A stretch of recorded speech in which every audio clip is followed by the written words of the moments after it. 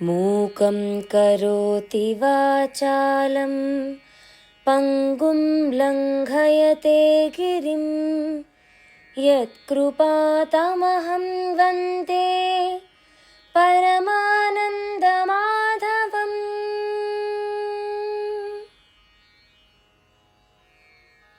అధరం మధురం వదనం మధురం నయనం మధురం హసితం మధురం.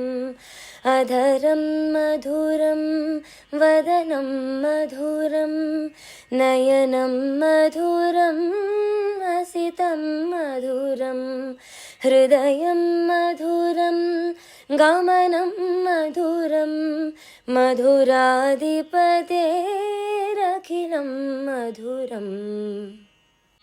వచనం మధురం చరితం మధురం వసనం మధురం వలితం మధురం చలితం మధురం భ్రమితం మధురం మధురాధిపతేరఖిలం మధురం.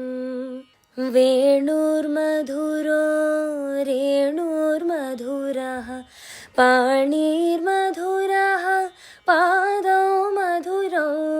వేణుర్మధురో రేణుర్మధురః పాణిర్మధురః పాదౌ మధురౌ.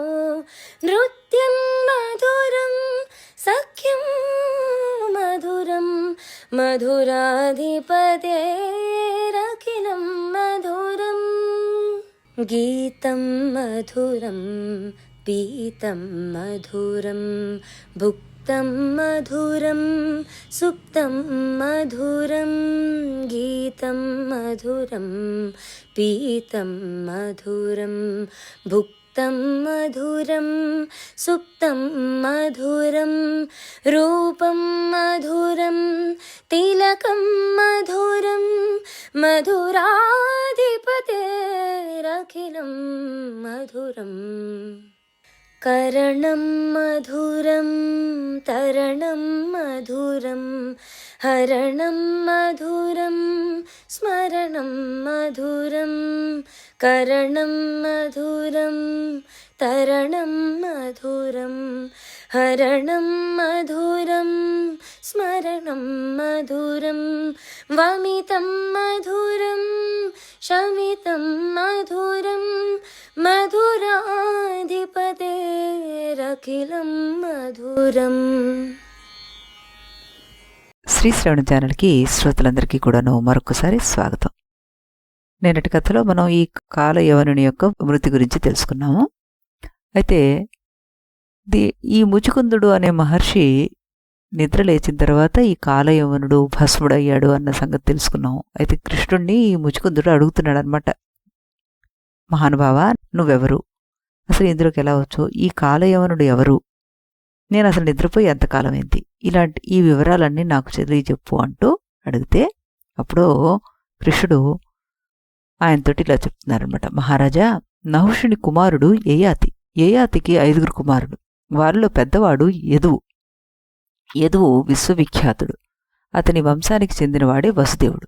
ఆ వసుదేవునికి దేవకీదేవికి జన్మించిన వాణ్ణి నేను. నా పేరు కృష్ణుడు. వసుదేవునికి రోహిణీదేవికి జన్మించిన బలరామునికి నేను తమ్ముణ్ణి.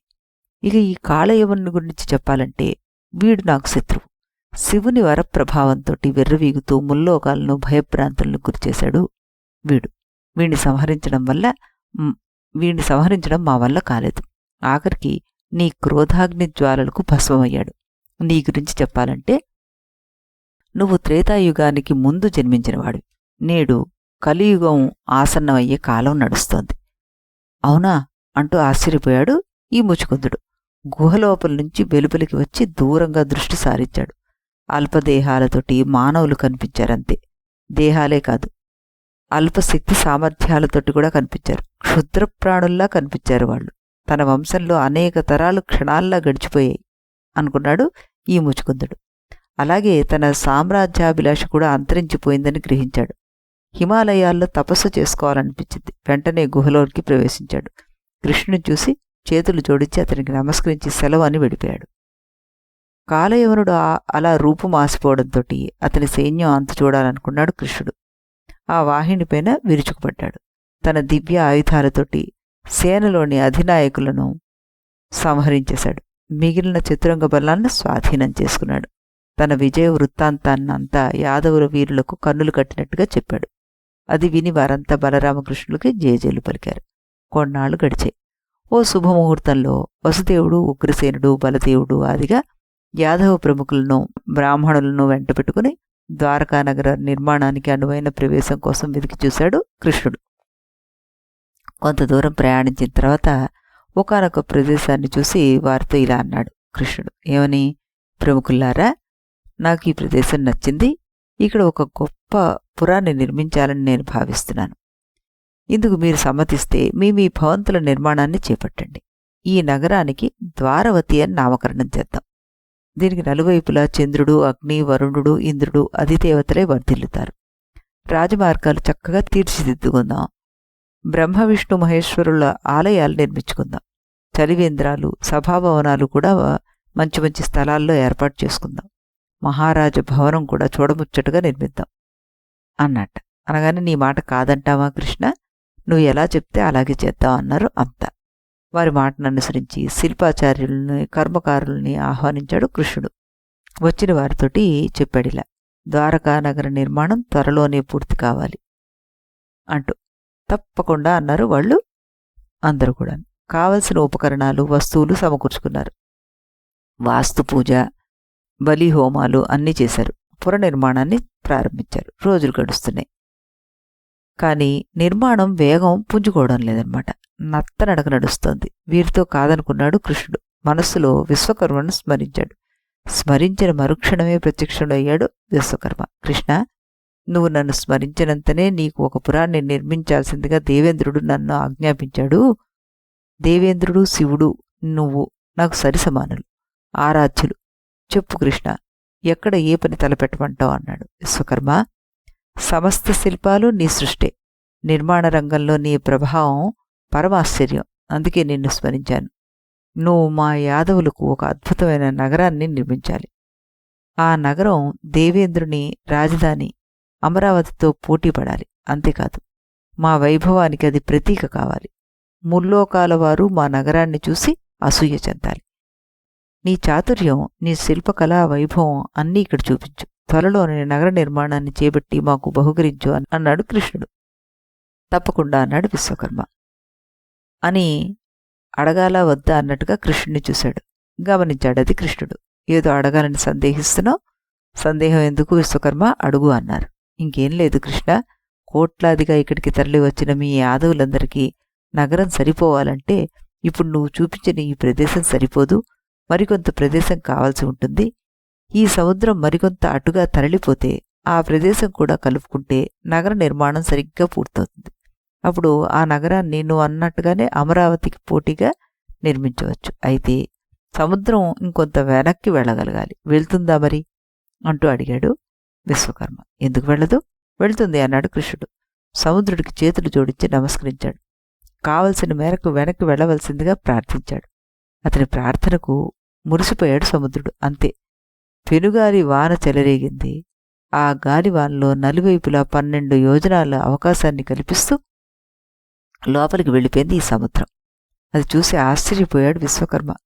కృష్ణుడికి నమస్కరించి ఆ వెంటనే నగర నిర్మాణాన్ని ప్రారంభించాడు. ముందుగా ఆకాశాన్ని చీల్చేస్తుందా అన్నట్టుగా ఒక బంగారు కోట నిర్మించాడు విశ్వకర్మ.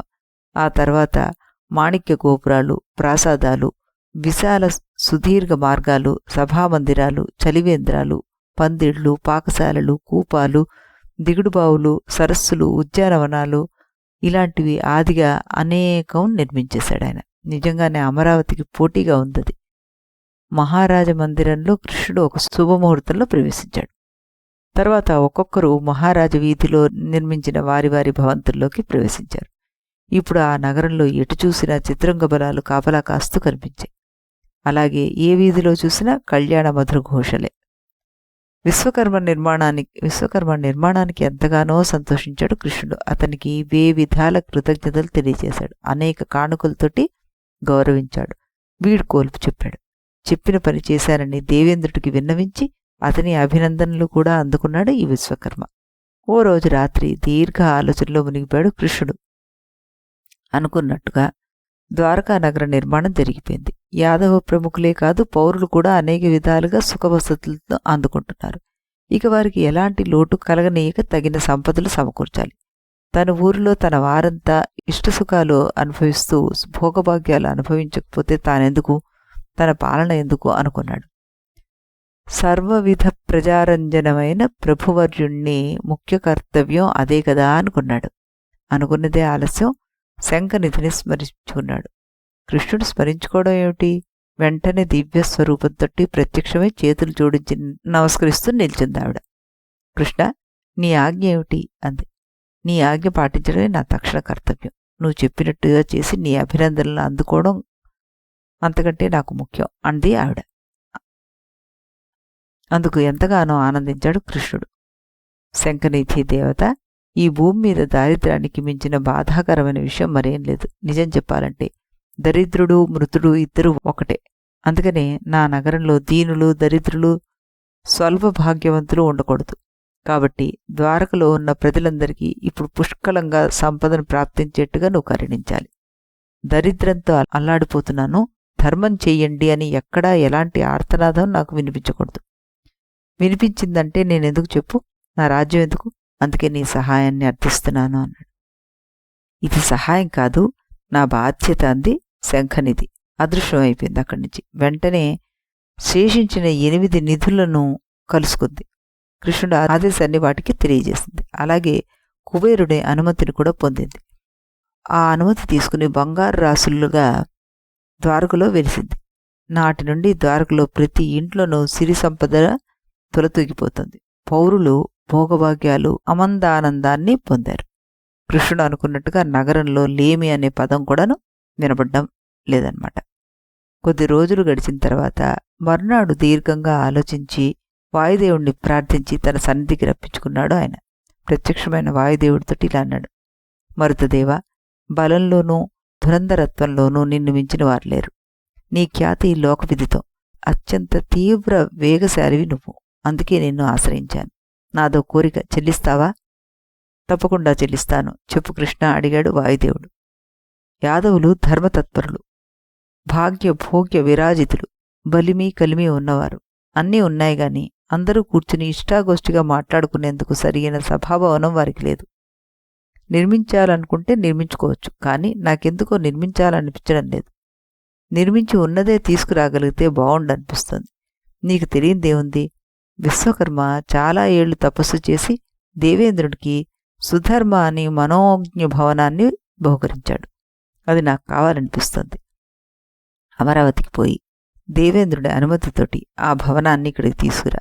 ఇది నా కోరిక అన్నాడు. తప్పకుండా అన్నాడు వాయుదేవుడు. అమరావతికి బయలుదేరాడు. కృష్ణుడి కోరిక దేవేంద్రుడికి తెలియజేశాడు.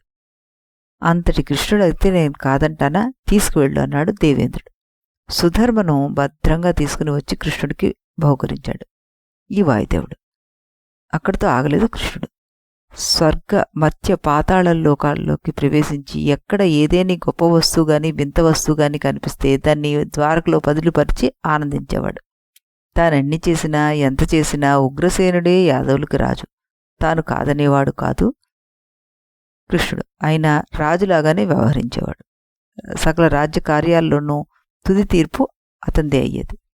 కాశ్యపుణ్ణి పురోహితుణ్ణి చేశాడు. విక్రదురుణ్ణి ప్రధానమంత్రిని చేశాడు. దారకుణ్ణి సారథిగా చేసుకున్నాడు. సాత్వికిని సేనాపతి చేశాడు. అన్ని విధాలా ద్వారకా నగరాన్ని పటిష్టం చేసి ఆ నగరాన్ని అద్భుతం అనిపించాడు. మరి రేపు ఈ ద్వారకా నగర నిర్మాణ అనంతరం జరిగిన కథను జనమేజయుడికి వివరించాడు వైశంపాయనుడు. ఆ కథ ఏంటి అన్నది మనం రేపు ఇదే సమయానికి ఇదే ఛానల్లో మళ్ళీ కలుసుకుని అప్పుడు చెప్పుకుందాం. అంతవరకు సెలవు.